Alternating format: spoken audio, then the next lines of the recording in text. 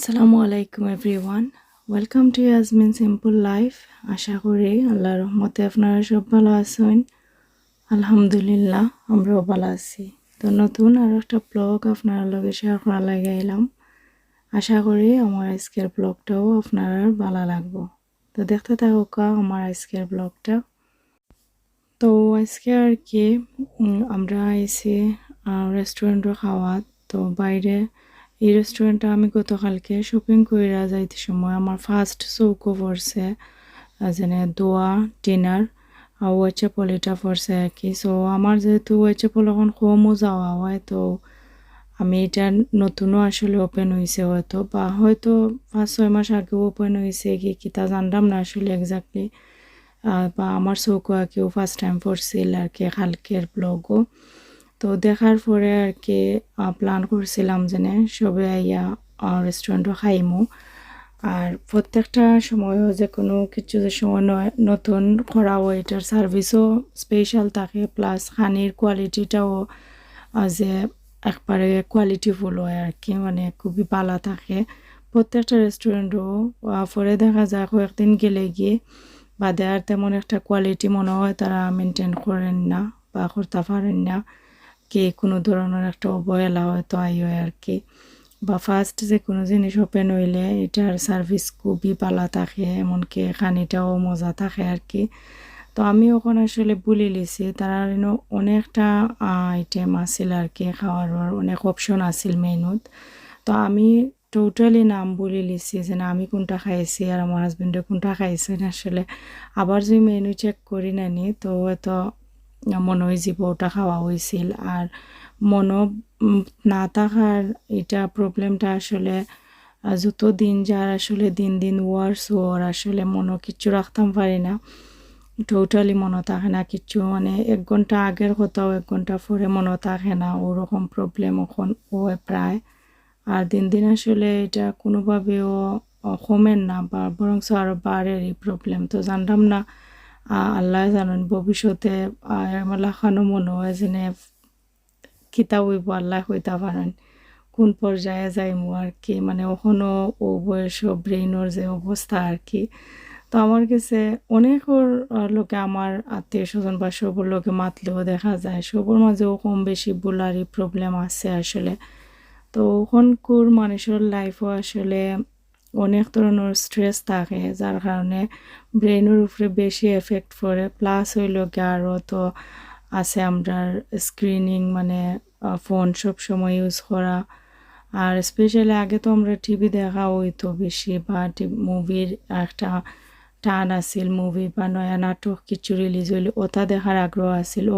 এখন আর এই ধরনের কোনো আগ্রহ নাই টোটালি, মানে কোন মুভি রিলিজ হইলো বা কোন নাটক নয়া আইলো এটা আসলে একবারে কম দেখা হইলেও চলে। কিন্তু তারপরেও ফোনও আসলে বেশি টাইমটা খাটানি হয়। এরপরে তো লগে লগে আছেও মানুষের লাইফও এক একজনের লাইফও এক এক ধরনের স্ট্রেস, ওটা থেকেও সম্ভবত আমরা ব্রেনের এই অবস্থা আর কি। তো ওটা হইব। তো এটা আছিল গিয়া তারপরের দিনের ব্লগ। আমি এখন আর রেগুলার এভরিডে সকাল থেকে বিকাল কোনো ভিডিও হওয়া যায় তেমন একটা করা হয় না আমার। তো তারপরেও যতটা টুকটাকে আর কি মিক্স কইরা দেওয়ার চেষ্টা করি। তো এটা আছিল তারপরের দিন, কারণ আগের দিন আমরা বিকালে ডিনার ওর বাড়ি গেছিলাম। আর এটা হইল গিয়া পরের দিন আমি আজকে কিছু শপিংও আর কি কইরা আইছি।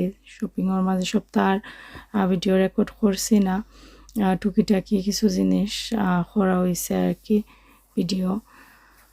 তো ওরকম আসলে যায় ডেইলি লাইফও, এভরিডে লাইফ এভরিডে লাগে ডিফারেন্টভাবে খাটে আর কি, ডিফারেন্ট প্রবলেম সামনে আয়। আর আমার তো মোস্ট অফ দ্য টাইম দেখা যায় আমার বাচ্চা ধরে লইয়া বেশি এক ধরনের আমি বইয়ের মাঝে থাকি, সবসময় একটা আতঙ্ক আমার মাঝে থাকে, ওরকম আমার দিন পার হয়। আরও তো উইন্টার টাইম এলে আমি একটু বেশিও মানে শান্তি থাকতে পারি না, মানে আমি নিজের রিল্যাক্স রাখতাম পারি না, আমার ডরাই হয়।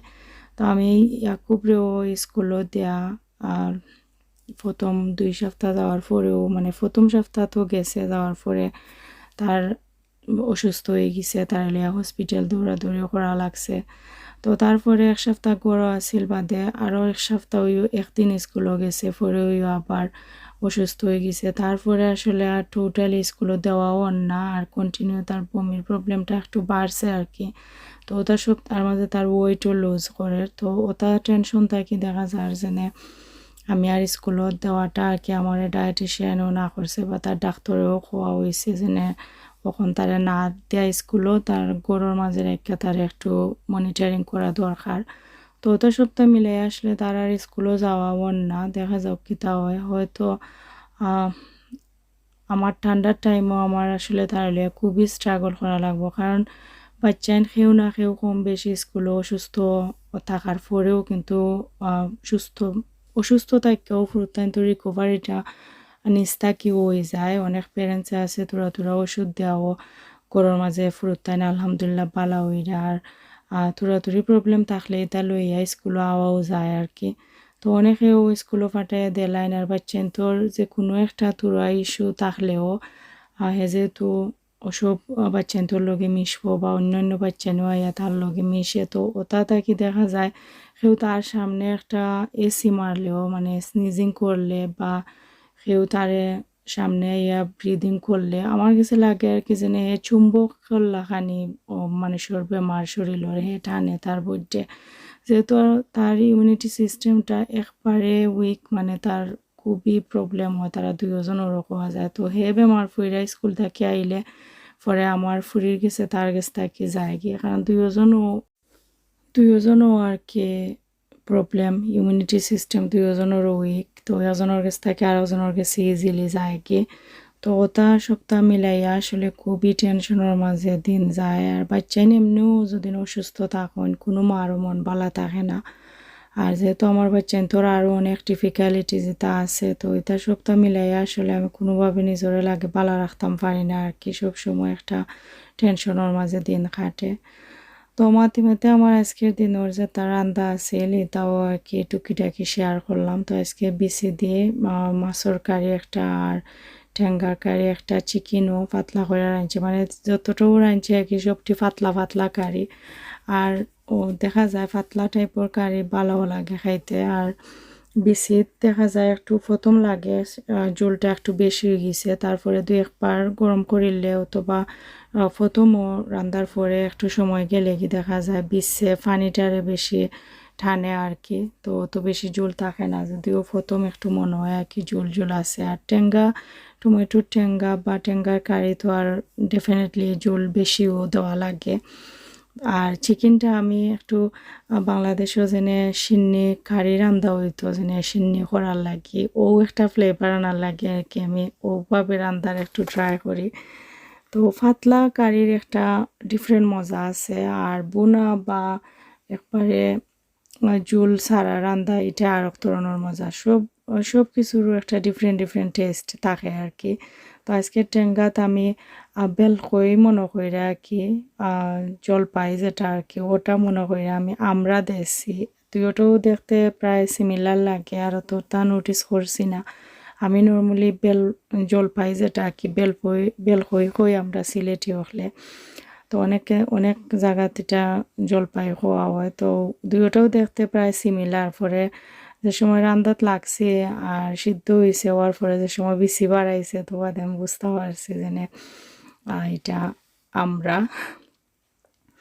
আর টেঙ্গার কারি রান্নার মাঝে কারণ আমি একটু লেমন জুস অ্যাড করি আর কি, ফ্রেশ লেমন জুস লেমনের। তো অনেক ক্ষেত্রে দেখা যায় টমেটো কারিটা রানলে ঠেঙ্গা থাকে না অনেক সময়, তো কিতা হয় যেটা লেমন জুস একটু অ্যাড করলে ঠেঙ্গাটা হয় আর কি, ওটা লাগে আমি লেমন জুস অ্যাড করি।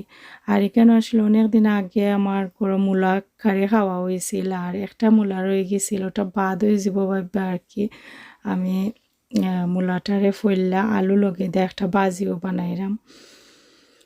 তো আমার বয়স না আজকে লাগতে পারে একটু টায়ার্ড আসলে আজকে মোটামুটি আমি অতটা টায়ার্ড না, বা আমার বাচ্চা তো সামনে বইয়া আর কি আমি বয়সটা দিলাম, কারণ আমি তার লগে অলরেডি হাফ অ্যান আওয়ারের মতো ঘুমাই গেছিলাম, আর ঘুম থেকে উঠে যেহেতু বয়সটা দিলাম বয়সটা একটু বাড়ি লাগে আর কি। আর অত বেশি টায়ার্ড না, কারণ হাফ অ্যান আওয়ার একটা ঘুম দিছি, দেয়া তাড়াতাড়ি উঠা দুধ দেয়া মেডিসিন এটা সপ্তাহ দেওয়া হয়েছে। তারপরে আর কি ভয়েসটা দিলাম। আর অনেক সময় দেখা যায় ওখন আমি ভিডিও এডিটিংও লাগলে ভয়েস দেওয়াত লাগলে আমার ঘুমে একটু বেশি ডিস্টার্ব করে, আর না হইলে ওইও ঘুমে সাতায় না, বা ও খামটাত লাগলেও আর কি ঘুমে একটু বেশি আমার ডিস্টার্ব করে। তো তারপরেও ভাবলাম আমার অনেক ভিডিও রেগুলার দেওয়া হয় না, অনেক ভিডিও জমা রয়ে গেছে, তো ভাবলাম দেয়া শেষ করি। তো ও আর কি দেওয়া। তো আশা করি আমার আজকের ভিডিওটাও আপনার আর ভালো লাগবো। তো ওইখানেও আমি একটা রোস্টর কারিও বানাইছি, স্মাইলে চাইছে রোস্ট খাইতো, আর রোস্ট হইলে তো আর পোলাওটা মাস্ট লাগে, আর রোস্ট আর সাদা ভাত দিয়ে আসলে তেমন একটা ভালো লাগে না। তো আশা করি আমার আজকের ভিডিওটা আপনারা ভালো লাগছে, সব ভালো থাকবা, আমি আপনারা সবার লাগি দোয়া করি, আপনারাও প্লিজ আমরা লাগি দোয়া করবা। আসসালামু আলাইকুম।